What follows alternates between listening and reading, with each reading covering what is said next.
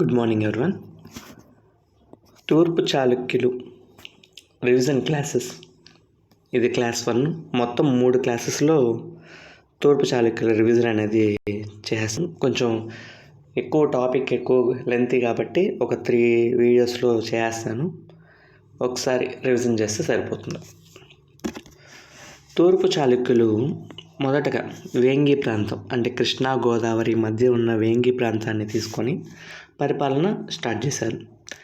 ఎప్పటి నుంచి 624 నుంచి 1075 ఆ సంవత్సరాల వరకు వాళ్ళు అక్కడ పరిపాలన అనేది ప్రారంభించారు. ఇక్కడ సేమ్ అక్కడ మనం ఇక్ష్వాకుల్లో చూసినట్లే హారితీపుత్ర అంటే మాతృ సంజ్ఞని యూజ్ చేసుకోవడం, తల్లిగారి పేరు వచ్చేటట్లు పేర్లు పెట్టుకోవడం, అలాంటివి వీళ్ళు కూడా చేస్తున్నారు. అంటే వీళ్ళు దక్షిణాదికి సంబంధించిన వాళ్ళని మనకు తెలుస్తుంది. నెక్స్ట్ ఈ చాళుక్యాస్ చూసుకుంటే అసలు వీళ్ళ ఆరిజిన్ ఎలా వచ్చిందంటే నార్థన్ కర్ణాటక రీజన్ బాదామిని క్యాపిటల్గా చేసుకొని బాదామి చాళుక్యాస్ అనేవాళ్ళు వచ్చారు. వీళ్ళలో పులకేశి 1 స్థాపకుడు, అతని కొడుకు కీర్తివర్మ కొడుకు పులకేశి 2. ఇక్కడ బాదామి చాళుక్యుల గురించి ఎందుకు చెప్తున్నామంటే ఈ పులకేశి 2 అనే అతను 1611లో వేంగిపై దండెత్తి దుర్జయులు ఉన్నారు అప్పుడు ఈ ప్రాంతంలో, వేంగి ప్రాంతంలో. వాళ్ళని ఓడిస్తారనమాట. ఓడించి ఆ 1611లో దాన్ని ఆక్యుపై చేసుకుంటాడు. ఆక్యుపై చేసి అక్కడ అతని ప్రతినిధిగా కుబ్జ విష్ణువర్ధనుడు అనే అతని తమ్ముణ్ణి నియమించి వెళ్ళిపోతాడు. తర్వాత 624లో తన అన్న చనిపోయిన తర్వాత అతని స్వతంత్రించి ఇక్కడ వేంగి చాళుక్యులు లేదా తూర్పు చాళుక్యులు అనే ఒక సామ్రాజ్యం అనేది ఏర్పాటు చేస్తారనమాట. ఈ చాళుక్య రాజ్యానికి మూల పురుషుడుగా ఎవరిని చెప్పుకుంటామంటే చెలికె రెమ్మన. ఈయన నాగార్జునకొండ శాసనంలో ఇతని పేరుందనమాట. ఏమనుందంటే మహాతలవర, మహాదండనాయక, చెలికె రెమ్మన అనుంది. అంటే మహాతలవర, మహాదండనాయక అనేది ఎక్కడ విన్నాం మనం? ఇక్ష్వాకుల్లో విన్నాం. వాళ్ళకి ఆ హోదా ఉండేది కదా, మహాతలవర, మహాదండనాయక హోదాలు. ఆ హోదా ఇతనికి ఉందంటే ఇతను ఒకప్పుడు ఇక్ష్వాకులకి సామంతుడిగా పనిచేస్తున్నాడు. ఈ చెలికే అనేది కాలక్రమేణా చాళుక్య అయింది అని చెప్పేసి మనకు అర్థమవుతుంది. చెలికె రెమ్మన అంటే చాళుక్య రెమ్మన అయి ఉండొచ్చు అని అనుకుంటున్నారు మన శాస్త్రవేత్తలు, ఆర్కియాలజిస్ట్ శాస్త్రవేత్తలు. నెక్స్ట్ దశకుమార చరిత్రం. ఈ దశకుమార చరిత్రం ఎవరు రాశారంటే దండి మహాకవి. ఆ దండి మహాకవి రాసిన దశకుమార చరిత్రలో ఈ వేంగి ప్రాంతం గురించి కూడా తెలిపి ఉన్నాడు అనమాట దండి మహాకవి. ఇప్పుడు వాదములు. మహారాష్ట్రకు సంబంధించిన వాళ్ళు చాళుక్యులు అని చెప్పేసి ఎవరెవరు చెప్తారు? ఈ డిపి దీక్షిత్ అనే అతను చెప్తారనమాట. డిపి దీక్షితులు ఏం చెప్తారంటే మహారాష్ట్రకి కర్ణాటకకి మధ్యలో బేదర్ అనే ప్రాంతం ఉంది. ఆ ప్రాంతంలో చుల్కపురి అనే ఒక ఊరుంది. వాళ్ళే కాలక్రమేణా చలికి జాతిగా రూపాంతరం చెంది తర్వాత అది చాళుక్యులు అయింది అని చెప్తారు మహారాష్ట్రవాదం. నెక్స్ట్ కర్ణాటకవాదం చూసినట్లయితే డిసి సర్కార్ చెప్పారు. ఏమని చెప్తారు? వీళ్ళ పేర్లు భట్టరస, పులకేశి అని పెట్టుకున్నారు కాబట్టి వీళ్ళు కన్నడిగలే అని చెప్తారు. నెక్స్ట్ నార్త్ దక్షిణం వాళ్ళు అని చెప్పేసి అది ఆమోదించబడలేదు, తిరస్కరించబడింది. ఇది ఇక్కడ నందంపూడి శాసనం ఉందన్నమాట, రాజరాజ నరేంద్రుడు. అక్కడ చంద్రవంశ క్షత్రియులు మేము అని చెప్పుకున్నందుకు, అంటే చంద్రవంశ క్షత్రియులు అంటే రాములు వారి అంశలో ఉన్న వారసులు కదా, వాళ్ళు అయోధ్యకు సంబంధించిన వాళ్ళు, అంటే నార్త్కి సంబంధించిన వాళ్ళు అని చెప్పేసి ఏదో వాళ్ళు అనుకున్నారు, కానీ అది రాంగ్ అని ప్రూవ్ అయింది. నెక్స్ట్ రాజులు. మనం చెప్పాం కదా పులకేశి అతన్ని సామంతుడిగా అతని తమ్ముడిని కుబ్జ విష్ణువర్ధుడిని 611లో పెట్టేసిపోయాడు, రాజ్య స్థాపన చేసేస్తాడు. తర్వాత 624లో ఆయన స్వతంత్రిస్తాడనమాట. వాళ్ళ నాన్న చనిపోయిన తర్వాత తీసుకుని టేక్ ఓవర్ చేసుకొని దానికి వేంగి చలుకులు తూర్పు చాళుక్యుల సామ్రాజ్యం పేరుతో పిఠాపురం రాజధానిగా రాజ్యాన్ని నడిపిస్తూ ఉంటాడు. ఇతనికి శాసనాలు ఉన్నాయి 2, తిమ్మాపురం ఒకటి, చీపురుపల్లి. తిమ్మాపురం శాసనంలో ఇతను విష్ణు భక్తుడుగా ఉందన్నమాట. అంటే పేరులోనే ఉంది కుబ్జ విష్ణువర్ధనుడు కదా, విష్ణు భక్తుడు అని చెప్పేసి ఇక్కడ అర్థమవుతుంది. నెక్స్ట్ చీపురుపల్లి శాసనం. దీంట్లో మహారాజా అన్న పేరుతో ఈయన పేరు మహారాజా కుబ్జ విష్ణువర్ధన అని ఉందన్నమాట. కుంతి మాధవ దేవాలయంని నిర్మించాడు కుబ్జ విష్ణువర్ధనుడు. ఇతను ఇంకొక శాసనం కూడా వేశాడు, అది కల్వకొండ శాసనం. ఇది బౌండరీస్ చెప్తుంది అనమాట, ఆయన టెరిటోరియల్ ఎక్స్టెంట్ ఎక్కడి నుంచి ఎక్కడి వరకు ఉంది అని. ఈ కల్వకొండ శాసనం అనేది విశాఖపట్నంలో ఉంది.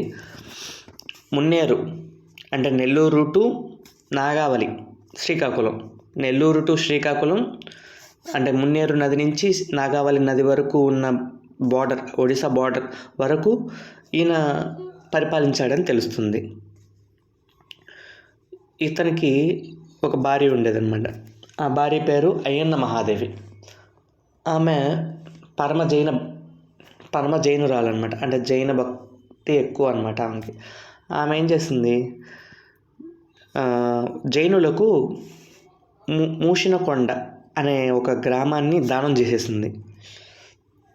నెక్స్ట్ అతనికి కుబ్జ విష్ణువర్ధన్కి ఒక సైన్యాధికారి ఉండేవారు, ఆయన పేరు బుద్ధవర్మ. ఈయనకి గిరి పశ్చిమ సీమ అనేది దానం చేశారు మన కుబ్జ విష్ణువర్ధనుడు. హ్యూన్ సాంగ్ చైనీస్ ట్రావెలర్, మనందరికీ తెలుసు. అతను రాసిన బుక్ సియూకి. ఆయన కుబ్జ విష్ణుడి కాలంలో ఆంధ్రాకి రావడం అయితే జరిగిందనమాట. ఆయన అక్కడ వచ్చి ఆయన ఏం చెప్పాడంటే, బౌద్ధం క్షీణం దశలో ఉంది, నెక్స్ట్ ఏనుగులు శ్రీకాకుళం అడవుల్లో చాలా ఉన్నాయి, బాగా పర్యటిస్తున్నాయి అని చెప్పాడు. కుబ్జ విష్ణువర్ధనుడు కొన్ని బిరుదులు: మకర ధ్వజ, విషమసిద్ధి, కామదేవ, పరమ భాగవత. నెక్స్ట్ మొదటి జయసింహ వల్లభ. మొదటి జయసింహ వల్లభ కుబ్జ విష్ణువర్ధనుడికి కొడుకు. కుబ్జ విష్ణువర్ధనుడికి 2 కొడుకులు అనమాట. మొదటి జయసింహ వల్లభుడు అండ్ ఇంద్ర భట్టారక వర్మ. ఈ మొదటి జయసింహ వల్లభ కుబ్జ విష్ణుడి తర్వాత రాజ్యానికైతే వస్తాడు. కుబ్జ విష్ణువర్ధన్ దాంట్లో ముఖ్యంగా అతని పాలనలో చెప్పుకోవాల్సింది తొలి తెలుగు శాసనం, వెప్పర్ల శాసనం వేయించాడనమాట. నెక్స్ట్ ఆ టైంలో పల్లవులు ఉండేవాళ్ళు. ఆ పల్లవులు బోయకట్టలు అనేవి ఏర్పాటు చేసుకునేవాళ్ళు అనమాట. పల్లవుల రాజ్యానికి సంబంధించిన వాళ్ళు బోయకట్టలు నిర్మించేవాళ్ళు. ఆ బోయకట్టల్లో వీళ్ళు ఆ రూలింగ్ అంతా, అక్కడ వర్తక శ్రేణి అన్నీ వీళ్ళే చూసుకునేవాళ్ళు అనమాట, పల్లవ బోయకట్టలు. ఆ పల్లవ బోయకట్టలు ఏంటి, మన ఏరియాలో నెల్లూరు రీజియన్లో ఉండడం అని చెప్పేసి జయసింహ వల్లభ ఏం చేస్తాడంటే దాడి చేస్తాడు. 12 బోయకట్టలను ధ్వంసం చేసేస్తాడు జయసింహ వల్లభ. నెక్స్ట్ ఆ తర్వాత గెలుస్తాడు. తర్వాత రాజధానిని పిఠాపురం నుంచి వేంగికి మారుస్తాడు. ఫస్ట్ కుబ్జ విష్ణువర్ధనుడు పిఠాపురం రాజధానిగా చేసుకొని పరిపాలిస్తున్నాడు కదా, దాన్ని మార్చి ఇప్పుడు వేంగికి మార్చుకొని, క్యాపిటల్ని మార్చుకొని పరిపాలన అనేది కానిచ్చేవాడు. ఆ టైంలో ఘటికాలు అని ఉండేవి. ఘటికాలు అంటే ఏంటంటే సంస్కృత విద్యాలయాలు. విష్ణుకుండీల్లో కూడా ఉన్నాయి ఘటికాలు. ఇలాగా అసనాపురం ఘటికాలు అని చెప్పేసి మన మొదటి జయసింహ వల్లభ అసనాపురం ఘటికను ప్రారంభిస్తాడనమాట. అంటే సంస్కృత విద్యాలయం ప్రారంభిస్తాడు అసనాపురం. నెక్స్ట్ విశాఖపట్నంలో ఎలమంచలిలో సర్వసిద్ధి అనే ఒక నగరాన్ని స్థాపిస్తాడు. ఎలమంచలి దగ్గర, అక్కడ బీచ్కి దగ్గరలో ఉంటుంది సర్వసిద్ధి నగరం. దాన్ని స్థాపించుకొని సర్వసిద్ధి అన్న బిరుదును పొందాడు. ఇంకొక బిరుదు కూడా ఉంది ఇతనికి, శ్రీ పృథ్వీ వల్లభ. నెక్స్ట్ ఇదే మొదటి జయసింహ వల్లభ గురించి. అతను వేసిన శాసనం విప్పర్ల శాసనం, తొలి తెలుగు శాసనం. పల్లవ బోయకట్టలను ఓడించి నెల్లూరుని ఆక్యుపై చేసుకుంటాడు. నెక్స్ట్ క్యాపిటల్ని పిఠాపురం నుంచి వేంగికి ట్రాన్స్ఫర్ చేస్తాడు. అసనాపురం ఘటికలు ప్రారంభిస్తాడు. నెక్స్ట్ ఎలమంచలి, విశాఖపట్నం దగ్గర ఉన్న ఎలమంచలిలో సర్వసిద్ధి నగరం అనేది స్థాపించి అక్కడ అందువల్ల ఇతనికి సర్వసిద్ధి అనే ఒక బిరుదు ఉంది. శ్రీ పృథ్వీ వల్లభ అని ఇంకో బిరుదు కూడా ఉందన్నమాట. వల్లభ అని గుర్తుపెట్టుకోండి, జయసింహ వల్లభ, పృథ్వీ వల్లభ, శ్రీ పృథ్వీ వల్లభ. నెక్స్ట్ ఇంద్రా భట్టారక. కుబ్జ విష్ణువర్ధనుడికి మొదటి జయసింహ వల్లభుడితో పాటు ఇంకో కొడుకున్నాడు, అతనే ఇంద్ర భట్టారక వర్మ. ఈ ఇంద్ర భట్టారక వర్మకి ఒక కొడుకుంటాడనమాట, రెండవ విష్ణువర్ధనుడు. అతని యొక్క ఫోర్స్ వల్ల ఇతను ఎక్కువ కాలం పరిపాలించలేదు, కేవలం 7 రోజులు మాత్రమే పరిపాలించాడు. కొడుక్కి తన రాజ్యాన్ని త్యాగం చేసేశాడు. కాబట్టి ఇతనికి వచ్చిన బిరుదు త్యాగధేనువు.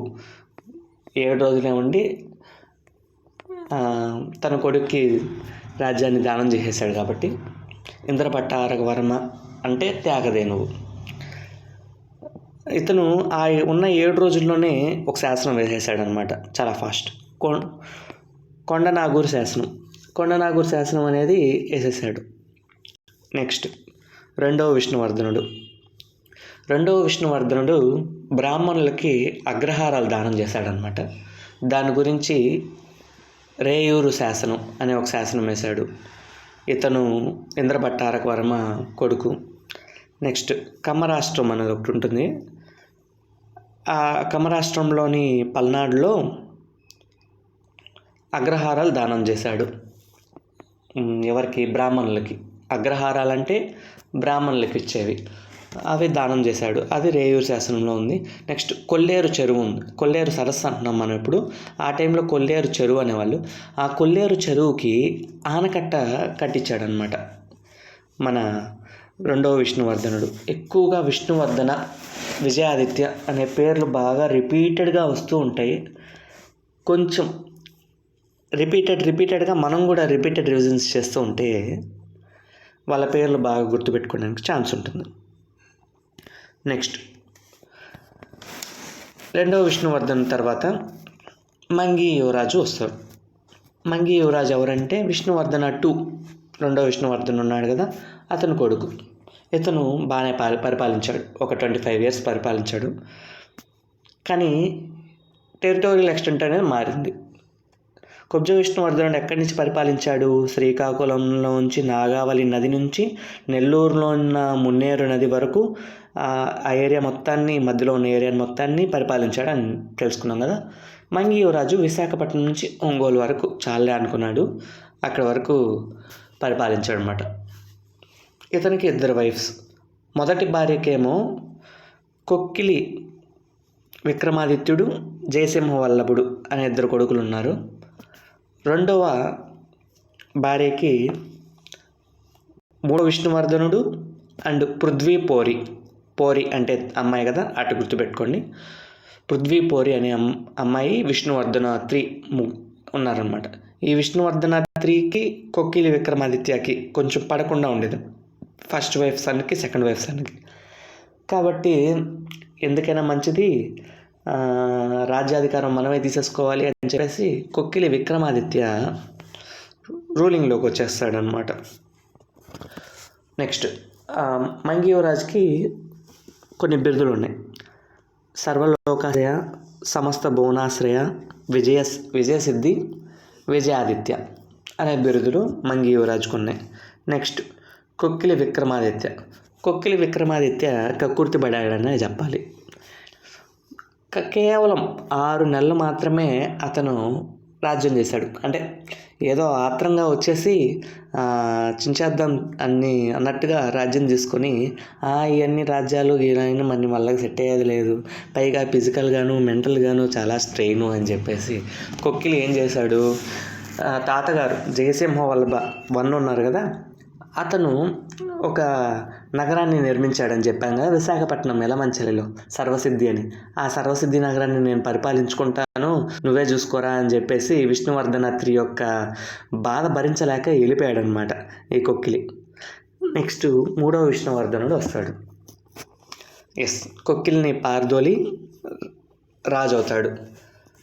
మూషినీకొండ సేమ్ అయ్యన్న మహాదేవి. ఎవరు అయ్యన్న మహాదేవి? కుబ్జ విష్ణువర్ధనుడి యొక్క భార్య అయ్యన్న మహాదేవి పరమ జైన భక్తురాలు. ఆమె మూషినీకొండ జైనులకి ఇచ్చింది. సేమ్ ఇతను కూడా మూషినీకొండని జైనులకి ఇచ్చాడు 3వ విష్ణువర్ధనుడు. ఇతనుకున్న బిరుదులు సమస్త భువనాశ్రయ, సేమ్ మంగీ యువరాజుకి ఏముందో అదే బిరుదు. నెక్స్ట్ త్రిభువనాంశకుడు, నెక్స్ట్ పరమ భట్టారక అనే బిరుదులు 3వ విష్ణువర్ధనుడికి ఉన్నాయన్నమాట. నెక్స్ట్ 3వ విష్ణువర్ధనుడి యొక్క కొడుకు విజయాదిత్యుడు వచ్చాడు. ఇక్కడి నుంచి విజయాదిత్య పేర్లు కూడా వస్తుంటాయి. మొదటి విజయాదిత్య, 3వ విష్ణువర్ధనుడి యొక్క కొడుకు మొదటి విజయాదిత్యుడు. ఇతనికి సమకాలికుడు రాష్ట్రకూట రాజు దంతిదుర్గుడు. దంతిదుర్గుడు గురించి ఇక్కడ మనకు ఎందుకు వచ్చిందంటే అతను ఒక రాష్ట్రకూట రాజు. బేసిక్గా ఏంటంటే చాళుక్యాస్ అంటే రాష్ట్రకూటాస్కి పడదు. అప్పట్లో బాగా గొడవలు జరుగుతూ ఉండేవి. కొన్ని సందుల ద్వారా వాటిని తీర్చుకుంటూ ఉండేవాళ్ళు. సేమ్ మొదటి విజయాదిత్య టైంలో దంతిదుర్గుడు ఉన్నాడు అనమాట as king of Rashtrakutas. Next 4వ విష్ణువర్ధనుడు. ఇప్పటికే 3 విష్ణువర్ధనులు అయిపోయారంటే మళ్ళీ ఇంకో 4వ ఆయన కూడా వచ్చాడు. ఈ 4వ విష్ణువర్ధనుడు మొదటి విజయాదిత్యుడు కొడుకు. ఇతడు పంపకవి, జైన కావ్యాలు ఎక్కువ రాస్తూ ఉంటారు. పంపకవి మనకు తెలిసిన ఆయన. పంపకవి ఇతనికి సమకాలికుడు అనమాట. ఆ టైంలో రాష్ట్రకూట రాజు ఎవరంటే కృష్ణవన్. ఇక్కడ రాష్ట్రకూట రాజు కృష్ణవన్ గురించి మొదటి కృష్ణుడి గురించి మనం ఎందుకు డిస్కస్ చేసుకుంటున్నామంటే, మొదటి కృష్ణుడికి 2 కొడుకులు ఉంటారు, గోవిందుడు, ధ్రువుడు. మన 4వ విష్ణువు గోవిందుడికి హెల్ప్ చేస్తాడు. విష్ణువు గోవిందుడికే కదా హెల్ప్ చేస్తాడు అన్నట్టుగా గుర్తుపెట్టుకోండి. గోవిందుడికి హెల్ప్ చేస్తాడు. ఇంకో కొడుకు ధ్రువుడు. ఈ ధ్రువుడు పక్క వేములవాడ చాళుక్యులు రాజు ఉంటాడనమాట, అరికేసరి హెల్ప్ చేస్తాడు ధ్రువుడికి. హెల్ప్ చేసిన తర్వాత ధ్రువుడు గెలుస్తాడు ఆటోమేటిక్గా. మనకు తెలిసిన ధ్రువ రాష్ట్రకూటుల్లో గొప్ప రాజు. అతను గెలుస్తాడు అనమాట Dhruva with the help of Vemulawada Raju Arikesari. ఇప్పుడు ఇతనికి ఎవరికి 4వ విష్ణువర్ధనుడికి ధ్రువాకి కొంచెం చెడినట్టే ఉంది కదా వ్యవహారం. అందుకని చెప్పి ఈ 4వ విష్ణువర్ధనుడు తనకి కూతురు ఉంటుందన్నమాట, శీలమహాదేవి. ఆ శీలమహాదేవిని మన ధ్రువాకి ఇచ్చి పెళ్లి చేస్తారనమాట. అప్పుడు శీలమహాదేవి ధ్రువాన్ని పెళ్లి చేసుకుంది కాబట్టి వాళ్ళిద్దరి మధ్య మ్యారిటల్ రిలేషన్స్ ఉండడం వల్ల వదిలేస్తాడు 4వ విష్ణువర్ధనుడిని. 4వ విష్ణువర్ధన్కి యాక్చువల్లీ 2 కొడుకులు ఉంటారు, భీమసల్కి, విజయాదిత్య. భీమసల్కి కాసేపు రూల్ చేస్తాడు. తర్వాత 2వ విజయాదిత్యుడు వచ్చేస్తాడు అనమాట. భీమసల్కిని పంపించేసి 4వ విష్ణువర్ధనుడి యొక్క కొడుకు విజయాదిత్య 2 రూలింగ్కి వస్తాడు. ఇక్కడ 2వ విజయాదిత్య చూస్తే అతనుకున్న బిరుదు నరేంద్ర మృగరాజు. ఇతను యుద్ధాలు ఎక్కువగా చేసేవాడు అనమాట. నరేంద్ర మృగరాజు అనే బిరుదు గలవాడు 2వ విజయాదిత్యుడు. 2వ విజయాదిత్య ఎక్కువ యుద్ధాలు చేసేవాడు. వాటికి పాప పరిహారంగా 108 నరేంద్ర మృగేశ్వరాలయాలు కట్టిస్తాడనమాట. అతని బిరుదు నరేంద్ర మృగరాజు కదా, ఆ బిరుదుకి కలిసి వచ్చేటట్లుగా నరేంద్ర మృగేశ్వరాలయాలు అనే శివాలయాలు నిర్మిస్తాడు. ఈ విషయం ఎక్కడుందంటే అతని కొడుకు 3వ విజయాదిత్యుడు ఆర్ గుణగ విజయాదిత్యుడు అని కూడా అంటారు. ఇతను గుణగ విజయాదిత్యుడు అనేవాడు గొప్పవాడు. 2వ విజయాదిత్యుడు యొక్క కొడుకు 3వ విజయాదిత్యుడు, అతని పేరు గుణగ విజయాదిత్యుడు. అతను వేసిన సాతలూరు శాసనంలో సాతలూరు శాసనంలో ఇలా ఉందన్నమాట, మెన్షన్ చేస్తున్నారు. నెక్స్ట్ యుద్ధ పరిహారంగా కట్టిస్తాడు. ఇతనికి సామంతుడిగా ఎవరున్నాడు? మూడవ గోవిందుడు రాష్ట్రకూట రాజుగా ఉన్నాడు రెండవ విజయాదిత్యుడు వీరత్వంలో అర్జునుడు లాంటి వాడని చెప్పేసి అనుకుంటూ ఉంటారనమాట. పౌరాణికాల్లో అర్జునుడు ఉన్నాడు కదా, మన అర్జునుడు సేమ్ అర్జునుడితో సమానంగా ఇతన్ని పోలుస్తారు. ఎవరిని? రెండవ విజయాదిత్యుడిని. ఎక్కువ యుద్ధాలు కూడా చేశాడు ఇతను. అందువల్ల ఆ యుద్ధ పరిహారంగా 108 నరేంద్ర మృగేశ్వర ఆలయాలు అనే శివాలయాలు నిర్మించాడనమాట. ఇక్కడ మూడవ గోవిందుడు చనిపోయాడనమాట, రాష్ట్రకూట రాజు. అతనికి ఒక చిన్న కొడుకు ఉంటాడు, 2 సంవత్సరాల కొడుకు, అమోఘవర్షుడు ఉంటాడు. ఆ అమోఘవర్షుడు చిన్నపిల్లాడు కావడం వల్ల అక్కడ పాలనా మంత్రిగా ఒక ఆయన ఉంటాడనమాట, సువర్ణవర్షుడు. ఈ సువర్ణవర్షుడు పాలన గానిస్తుంటాడు అమోఘవర్షుని పేరుతో. అమోఘవర్షునికి ఒక అక్క ఉంటుంది, శీలమహాదేవి. ఇదే కరెక్ట్ టైం అని చెప్పేసి అమోఘవర్షుడి రాజ్యం పైకి రెండవ విజయాదిత్యుడు దండెత్తుకుని వస్తాడు. గోవిందుడు చనిపోయాడు, ఇదే కరెక్ట్ టైము, రాష్ట్రకూటాస్ కూడా ఆ రీజన్ని కొంచెం ఆక్యుపై చేసేద్దాము, లేకపోతే ఆ రాజ్యం మొత్తం ఆక్యుపై చేసేద్దామని వస్తాడు. వచ్చి ఓడిచ్చేస్తాడు. సువర్ణవర్షుడు మంత్రిగా ఉంటాడు, అమోఘవర్షుడు రాజుగా ఉంటాడు. కానీ పరిపాలన అంతా సువర్ణవర్షుడి పేరుతోనే జరుగుతుంటుంది. సువర్ణవర్షుడిని ఓడిచ్చేస్తాడు. ఓడించి అతని కూతురు, ఎవరు? మూడో గోవిందుడి కూతురు, అంటే అమోఘవర్షుని యొక్క అక్క శీలమహాదేవిని తన కొడుకు, రెండవ విజయాదిత్యుడి కొడుకు, 2 కొడుకులు ఉంటారు రెండవ విజయాదిత్యుడికి. ఒకటి కలి విష్ణువు, కలి విష్ణువర్ధనుడు ఇంకొకడు గుణగ విజయాదిత్యుడు. మన కలి విష్ణువుకి ఇచ్చి పెళ్లి చేసేస్తాడనమాట శీలమహాదేవిని. అక్కడితో మన రెండవ విజయాదిత్యుడి గురించి, అతని పాలనాకాలం గురించి అయిపోయిందనే చెప్పాలి. నెక్స్ట్ అతని తర్వాత, రెండవ విజయాదిత్యుని తర్వాత మూడవ విజయాదిత్యుడు వస్తాడు. అతని పేరు గుణగ విజయాదిత్యుడు. ఇతను గొప్పవాడనమాట. 43 సంవత్సరాలు పరిపాలన గానిస్తాడు.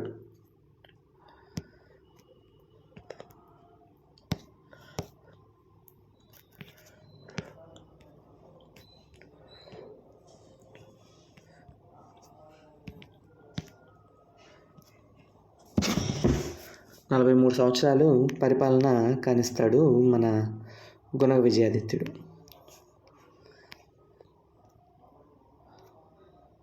నెక్స్ట్ గుణగ విజయాదిత్యుడి గురించి చూద్దాం.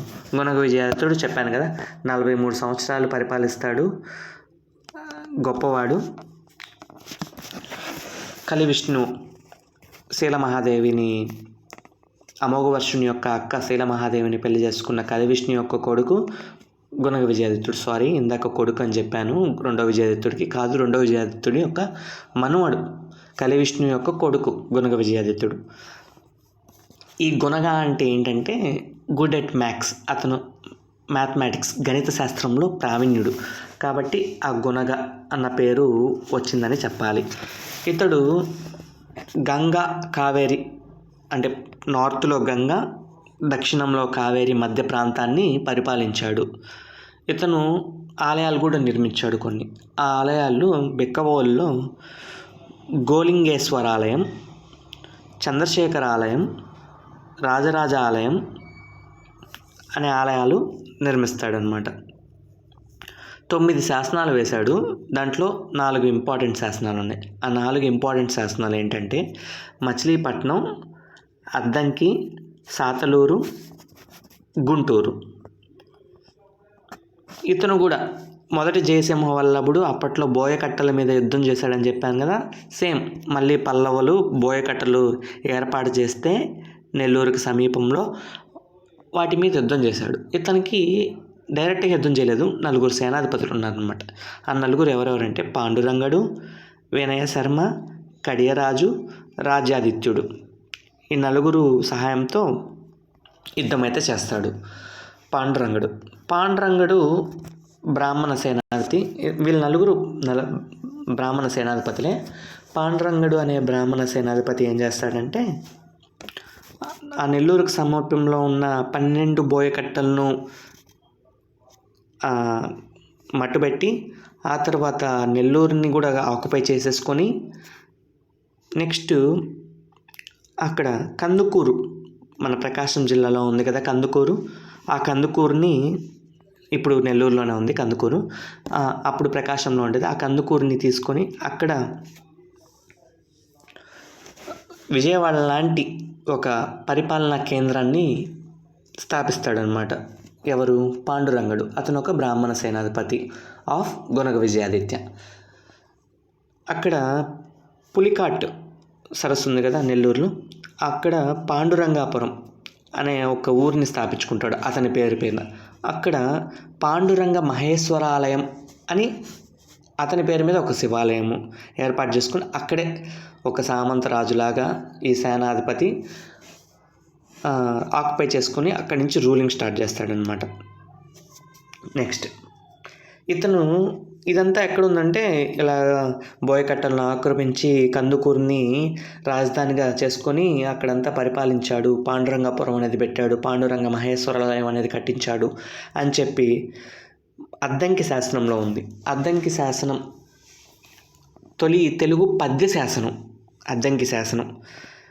దాంట్లో ఛందస్సులో మనం చంపకమాల అవన్నీ చూస్తాం కదా, అలాగే తరువోజ వృత్తం అనేది ఉందన్నమాట. సారీ.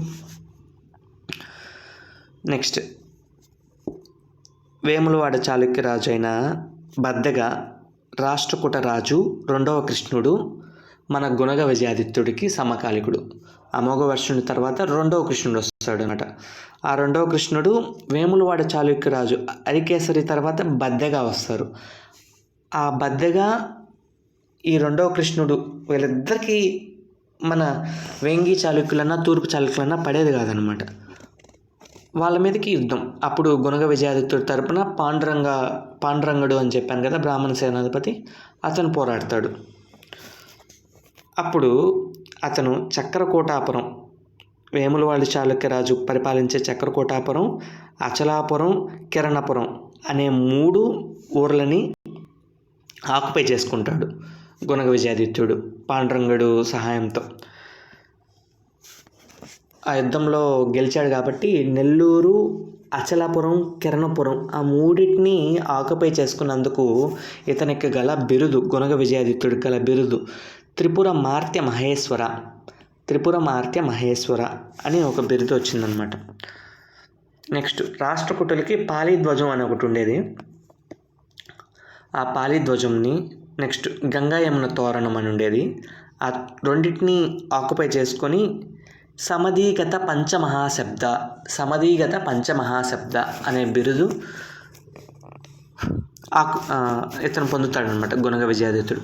దక్షిణాపదంలో సమధీగత పంచమహాశబ్ద ఎవరంటే గుణగ విజయాదిత్య ఆర్ విజయాదిత్య 3. నెక్స్ట్ ఇతనుకున్న మరో బిరుదులు పరచక్రరామ, వీరమకర ధ్వజ. మకర ధ్వజ అంటే ఎవరు? కుబ్జ విష్ణువర్ధనుడు. వీరమకర ధ్వజ అంటే గుణగ విజయాదిత్యుడు గొప్పవాడు. తాపకుడికి మకర ధ్వజ,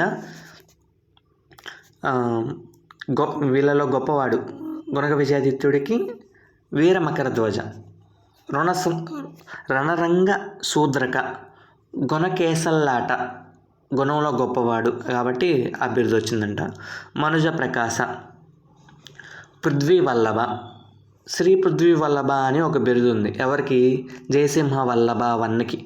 అక్కడ బాగా గుర్తుపెట్టుకోవచ్చు. ఈయన పృథ్వీవల్లభ, మనుజ ప్రకాశ, పృథ్వీవల్లభ, త్రిపురమార్త్య మహేశ్వర అని ఎందుకు వచ్చింది?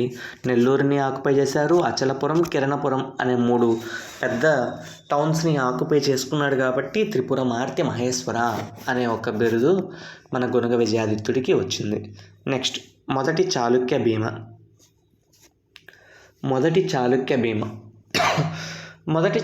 భీముడు గుణగ విజయాదిత్యుడికి కొడుకులు లేరనమాట. గుణగ విజయాదిత్యుడికి బ్రదర్స్ ఉన్నారు. ఆ బ్రదర్స్లో విక్రమాదిత్యుడు అనే ఒక అతను ఉన్నాడు. అతని కొడుకు మొదటి చాళుక్య భీమ. ఈ మొదటి చాళుక్య భీమ అదర్ ఇంకా కొంచెం గొప్పవాడే. గుణగ విజయాదిత్యుడు లాగే గొప్పవాడు ఇతను కూడా. ఈ మొదటి చాళుక్య భీముడికి ఇంకో పేరు కూడా ఉంది. మొదటి చాళుక్య భీముడిని ఇంకో పేరుతో ఏమని పిలుస్తారంటే ఆరో విష్ణువర్ధన అని కూడా పిలుస్తూ ఉంటారు. గుణగ విజయాదిత్యుడు ఉన్నాడు కదా, అతనికి ఇద్దరు తమ్ముళ్ళు అని చెప్పాను. విక్రమాదిత్యుడు ఒకడు, యుద్ధమల్లుడు ఒకడు. ఈ యుద్ధమల్లుడు బాబాయ్ అవుతాడు ఎవరికి? మొదటి చాళుక్య భీముడికి. గుణగ విజయాదిత్యుడు ఉన్నాడు. గుణగ విజయాదిత్యుడికి కొడుకులు లేరు కాబట్టి అతనికి ఇద్దరు సోదరులు ఉండేవారు, విక్రమాదిత్య అండ్ యుద్ధమల్ల. ఈ యుద్ధమల్లుడు బాబాయ్ మన చాళుక్య భీమ 1కి ఆర్ 6th విష్ణువర్ధనకి. ఇక్కడ వారసత్వ పోర్ అనేది జరిగిందనమాట రాజ్యం కోసం. అప్పుడు రాష్ట్రకూట రాజు 2వ కృష్ణుడే, వేములవాడ చాళుక్య రాజు బద్దెగానే. సేమ్ గుణగ విజయాదిత్యుల్లో ఎవరైతే మనం చూసామో వాళ్ళే ఉన్నారు. వాళ్ళు ఏం చేశారంటే చాళుక్య భీముణ్ణి భయపెట్టి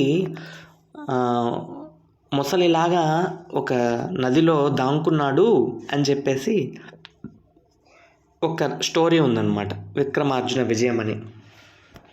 ఆ విక్రమార్జున విజయంలో చెప్తారనమాట, ఇలాగా మొదటి చాళుక్య భీముడు బద్దెగా అండ్ 2వ కృష్ణుడు కలిసి దండెత్తి వస్తున్నాడు అని చెప్పేసి భయపడి వెళ్ళి నీళ్ళలో దాంకున్నాడు, కొల్లేరు చెరువులో దాంకున్నాడు అని చెప్పేసి ఒక కథ ఉంది. ఇలా ఎంతవరకు నిజమో తెలీదు. కానీ ఇక్కడ ముదిగొండ చాళుక్యులు అనే వాళ్ళు ఉండేవాళ్ళు. ఆ ముదిగొండ చాళుక్యులలో కుసుమాయుధుడు అనే ఒక అతను ఉన్నాడు అనమాట. ఆ కుసుమాయుధుడిని హెల్ప్ అడుగుతాడనమాట మొదటి చాళుక్య భీమవన్. వెళ్ళి చాళుక్య భీమకి హెల్ప్ చేస్తాడు కుసుమాయుధుడు. అప్పుడు వాళ్ళని ఓడిస్తాడు అనమాట. మొదటి చాళుక్య భీమ గెలుస్తాడు. గెలిచి అతని రాజ్యంలో అతను ఉంటాడు అని చెప్పి ఒక చిన్న స్టోరీ ఉందన్నమాట. తర్వాత మొదటి చాళుక్య భీమకి కొడుకులు ఉంటారు ఇద్దరు. ఇరుమర్తి గండడు అని ఒకడు ఉంటాడు, కొల్లబి గండడు అని ఇంకొక అతను ఉంటాడు. ఈ ఇరుమర్తి గండడు ఉన్నాడు కదా, ఈ ఇరుమర్తి గండడికి 2వ కృష్ణ అంటే రాష్ట్రకూట రాజు 2వ కృష్ణ యొక్క సేనాని దండిన గుండయ్య అనే అతనికి మంచి భీకర పోరు జరుగుతుందన్నమాట. ఈ పోరులో ఇరుమర్తి గండడు ఎవరైతే మన మొదటి చాళుక్య భీముడు ఉన్నాడో అతని యొక్క కొడుకు ఇరుమర్తి గండడు దండిన గుండయ్యను చంపేస్తాడు. తర్వాత ఆ గాయాలతో కొన్ని రోజులకి మన ఇరుమర్తి గండడు కూడా చనిపోతాడు. ఇతని యొక్క అంటే కొడుకు చనిపోయాడు కదా, ఆ బాధలో శివుడి యొక్క కొడుకు కుమారస్వామి, అందుకని చెప్పి ఇతని కొడుకు కూడా చనిపోయాడు కదా, ఒక శివాలయం కట్టించాలని కుమారరామము అనేది ఒకటి కట్టించారు. ఇది పంచరామాల్లో ఒకటి. పంచరామాలు మనకు కట్టించింది మొదటి చాళుక్య భీముడే. ఆ పంచరామాల్లో ఒకటైన కుమారరామము, అదే టైం అయ్యే కొద్దీ కోమరరామము, కోమర అని కూడా ఉంటాం కదా ప్రకృతి వర్డ్ కుమారుడికి, కోమరుడు, అట్లాగా కుమారరామము అని చెప్పేసి ఒక శివాలయంని నిర్మించడం అయితే జరిగింది. నెక్స్ట్ అతను పంచరామాలు కట్టించాడు. అమరరామం, క్షీరారామం, కుమారరామం, భీమారామం, అట్లాగా 5 పంచరామాలు ఉన్నాయి. బుక్లో చూడండి ఒకసారి. నెక్స్ట్ 5 రామాలు ఎక్కడెక్కడ ఉన్నాయో అవి చూడండి. నెక్స్ట్ ఇతను ఇంకా మిగతా గుళ్ళు కూడా కట్టించాడు అనమాట. అవి ఏంటంటే భీమేశ్వర ఆలయం, అది నర్సరావుపేటలో ఉంది. నెక్స్ట్ కుమారస్వామి ఆలయం, అది చేబ్రోల్లో ఉంది. ఇతను మొదటి చాళుక్య భీముడు 30 ఏళ్ళు పరిపాలించాడు, 360 యుద్ధాలు చేశాడు అని చెప్పేసి మల్లప్ప దేవుడు అనే ఒక ఆయన ఉండేవాడు అనమాట. సంగీతంలో అతను తుంబురుడు లాంటి వాడు. అతని యొక్క శాసనం పిఠాపురంలో ఉంది, ఆ మల్లప్ప దేవుని శాసనం. దాంట్లో 30 సంవత్సరాలు పరిపాలించిన మొదటి చాళుక్య భీముడు 360 యుద్ధాల్లో పాల్గొన్నాడని చెప్పేసి శాసనం వేయించాడు అనమాట మల్లప్ప దేవుడు పిఠాపురంలో. నెక్స్ట్ ఉమ్, చల్లవాయ్ చల్లవాయ్ అనే ఒక ఆమె ఉండేది అనమాట. ఆమె గాంధార్ పాటలు పాడేవాళ్ళం. గాంధార విద్య అనేది ఆమెకు వచ్చనమాట. ఆమెకు అత్తిలి ప్రాంతంలో 2 కుండలికలు భూమిని దానం చేశారు. ఎవరు? మన మొదటి చాళుక్య భీముడు. ఈమె పాటలు చాలా బాగా పాడుతుందని చల్లవాయ్ అని ఒక ఆమె ఉండేది. చల్లవ అంటారు తెలుగులో. ఆ చల్లవాకు అత్తిలిలో 2 కుండలికల భూమిని దానం చేసినట్టు అక్కడ అత్తిలిలో ఒక శాసనం వేస్తున్నారనమాట. ఆ అత్తిలి శాసనం చెప్తుంది. నెక్స్ట్ ఈ చల్లవాయ్ ఒక తండ్రి ఎవరంటే మల్లప్ప. ఆ మల్లప్ప తుంబురు లాంటి వాడు సంగీతంలో అని అంటారనమాట. ఈ టైంలో వినోద క్రీడ ఏమన్నా ఉంది అంటే కోలాటం అనమాట. దాన్నే హల్లీసెక అనేవాళ్ళు. ఈ హల్లీసెక కోలాటంని అప్పట్లో వాళ్ళు ఆచరించారు అన్నదానికి ఈ మన మొదటి చాళుక్య భీముడు కట్టించిన గుళ్ళలో కోలాటం వేస్తున్నట్టు 2 చేతులు పైకి పెట్టి కోలాటం కర్రలు ట్యాప్ చేస్తున్నట్టు బొమ్మలు చెక్కించబడి ఉన్నాయన్నమాట గుళ్ళ మీద. దాన్ని బట్టి మనకు తెలుస్తుంది అని ఉంది. నెక్స్ట్ ఇతనికి ఒక సేనాపతి ఉండేవాడు, బట్టపుడు. ఈ బట్టపుడు ఏం చేస్తాడంటే సేనాపతి ఇంద్రకీలాద్రి పైన పార్థీశ్వర ఆలయం అనే ఒక ఆలయంని నిర్మిస్తాడు బట్టపుడు. నెక్స్ట్ ఇతని ఆస్థాన కవి చూసుకుంటే బట్టవామనుడు. సేనాపతి బట్టపుడు, ఆస్థాన కవి చూస్తే బట్టవామనుడు. ఈ బట్టవామనుడు కావ్యాలంకార సూత్రాలు అనేవి రచించాడనమాట. కావ్యాలంకార సూత్రాలు. ఇతనికే గల బిరుదు కవివృషభ అని ఒక బిరుదు ఉందన్నమాట. కవి బట్టవామనుడు మొదటి చాళుక్య భీముడి కాలంలో ఉండేవాడు. అతను కావ్యాలంకార సూత్రాలు రచించాడు. అతనికి గల బిరుదు కవివృషభ. నెక్స్ట్ 4వ విజయాదిత్యుడు. ఈ సెషన్లో ఇది చివరి రాజు, 4వ విజయాదిత్యుడు. ఈ 4వ విజయాదిత్యుడు మొదటి చాళుక్య భీముడికి 2 కొడుకులు ఉండేవాళ్ళు అనమాట. 1 ఇరుమర్తి గండడు, 2 కొల్లబి గండడు. ఈ కొల్లబి గండడు అనేది అతని బిరుదు అనమాట. ఎవరికి? 4వ విజయాదిత్యుడికి. ఇతను ఒక 6 నెలలు పరిపాలించాడు. ఇతను ఏం చేశాడంటే కళింగ రాజైన వజ్రహస్తుడి పైన యుద్ధానికి వెళ్తాడు. వెళ్ళి అతన్ని ఓడించేస్తాడు. తిరిగి వస్తూ ఉంటాడు. వచ్చినప్పుడు అక్కడ రాష్ట్రకూటులు యుద్ధానికి వచ్చేస్తారనమాట. తిరిగి అక్కడ యుద్ధం కంప్లీట్ చేసుకుని ఇక్కడికి వచ్చిన వెంటనే మళ్ళీ యుద్ధం అంటే కొంచెం కష్టమే కదా. అప్పుడు ఓడిపోతాడు మన 4వ విజయాదిత్యుడు. 4వ విజయాదిత్యుడి యొక్క కొడుకు మొదటి అమ్మరాజు రాజమండ్రి నగర నిర్మాతగా చెప్తూ ఉంటారు ఇతని గురించి. తర్వాత మిగతా రాజుల గురించి రాజరాజేంద్రుడు, శక్తివర్మన్, విమలాదిత్య, రాజేంద్ర కులోతుంగుడు లాంటి రాజులు ఉన్నారు. వారి గురించి నెక్స్ట్ సెషన్లో చూద్దాము. Thank you.